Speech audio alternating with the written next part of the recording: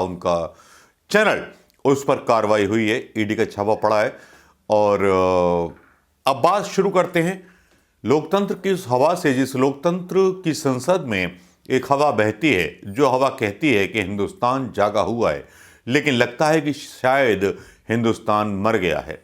क्योंकि जब सवाल उठाए जाते हैं, मोइना मित्रा जो टीएनएमसी की सांसद हैं, और जब वो सवाल पूछती हैं तो बहुत धाकड़ तरीके से पूछती हैं। और सवाल क्या पूछती हैं? जो सवाल पूछती हैं वो वाकई में सरकार की पोल उधेड़ देते हैं।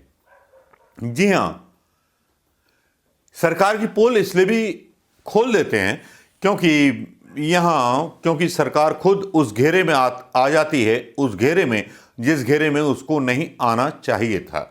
जिस तरह के फैसले जुडिशरी ने दिए, उसको लेकर के मोइना मित्रा का बयान जो है विवादास्पद माना जा रहा है। लेकिन मोइना मित्रा ने ऐसा क्या कह दिया और उस पर क्या ऑब्जेक्शन लग गया, इस वीडियो की एक झलक मैं यहाँ दिखलाना चाहूँगा। मोइना मित्रा की देखना मत भूलिए। ये पहले मोइना मित्रा से शुरू करते हैं, फिर अभिसार तक चलेंगे, फिर पता नहीं कहाँ कहाँ तक चलेंगे। ध्यान से और सब्र से इस वीडियो को देखिएगा दोस्तों। पहले Moina Mitra. And be courageous. Trust me, Mr. Balu, we have not lost the fighting spirit.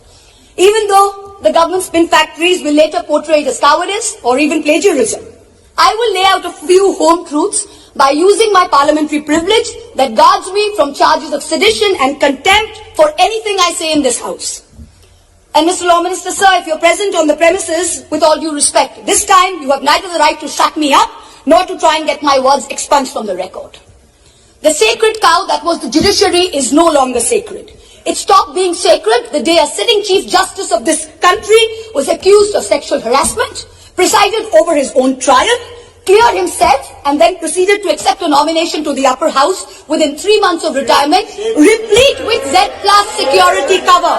The judiciary stopped being sacred when it chose to squander the greatest opportunity that any bench of the highest court of this land has ever seen, to reinforce the founding principles of our democratic republic and to uphold the rights enshrined in Part 3 of our constitution.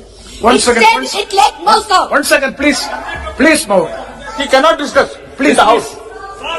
Please, wait. Moina Mitra का ये बयान सुन लिया होगा दोस्तों आपने, जिस तरह से उन्होंने रंजन गोगोई की अस्थियां तक उधेड़ दी, पोल तक खोल दी भारतीय जनता पार्टी की। आपको भी लग रहा होगा कि भारतीय जनता पार्टी पूरी तरह से एक दुकानदारी पर उतर आई है कि आप हमें ये दो, हम आपको ये देंगे।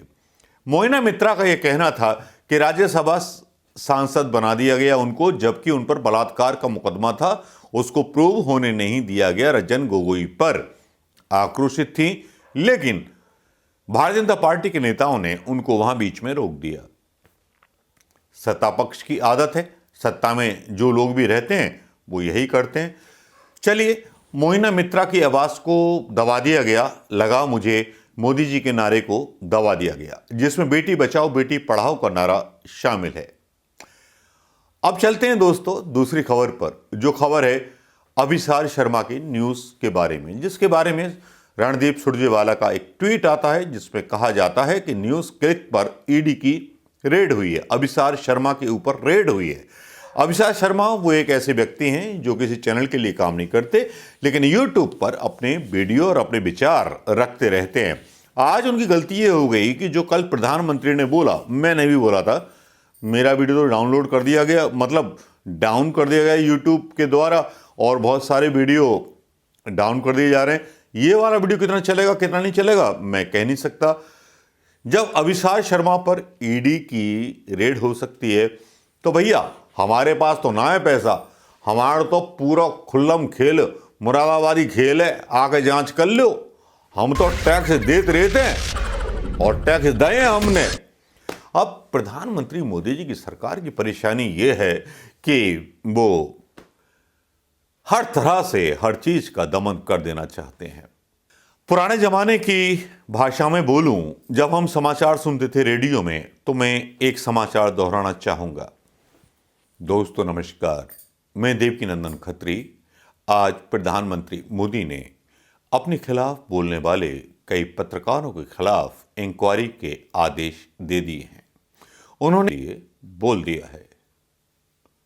प्रधानमंत्री मोदी देश को आगे ले जाना चाहते हैं, लेकिन कुछ ऐसे देशद्रोही लोग हैं, ऐसे आंदोलनजीवी लोग हैं जो देश को बदनाम कर देना चाहते हैं, जो सरकार की सही नीतियों को लोगों तक नहीं पहुंचाते हैं, जिनका काम केवल सरकार की आलोचना करते हैं। प्रधानमंत्री के इस बयान से मीडिया में हड़कंप मच गया है।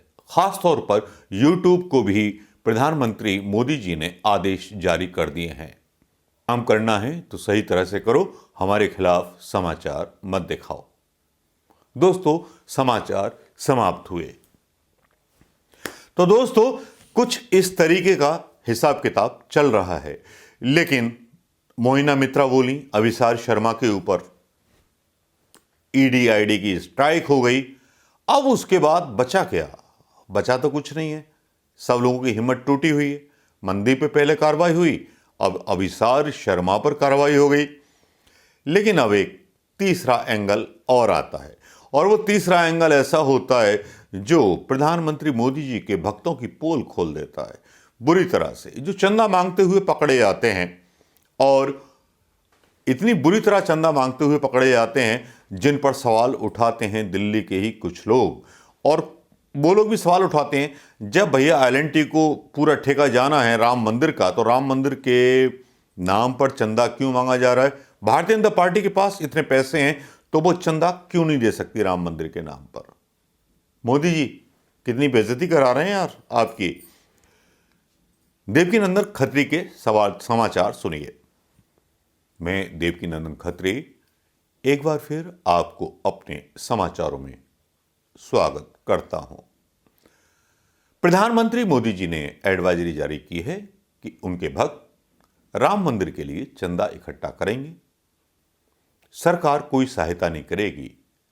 भारतीय जनता पार्टी का जो फंड है वो कांग्रेस विधायकों को और विपक्षी पार्टियों के विधायकों को खरीदने के लिए और सांसदों को खरीदने के लिए इस्तेमाल किया जाएगा।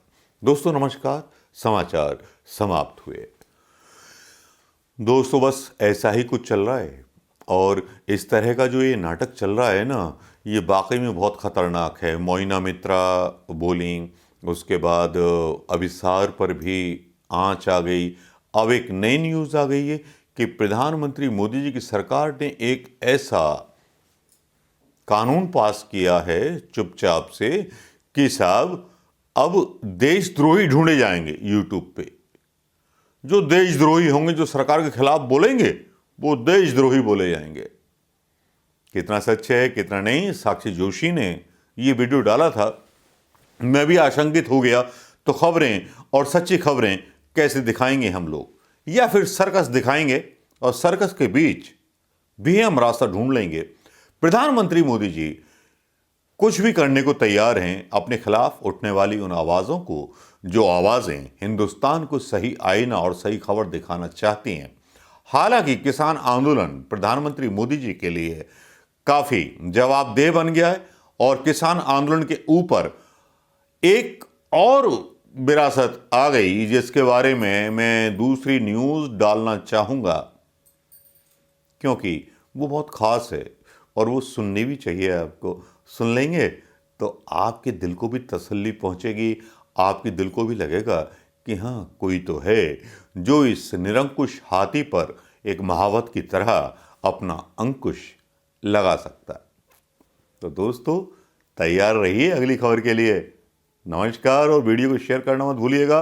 मोहिना मित्रा का वो वीडियो बाकी लाजवाब है, जो सत्ता से सवाल करती है, और फिर अभिसार तो फिर देख लो आप क्या चल रहा है। दोस्तों नमस्कार, जय हिंद।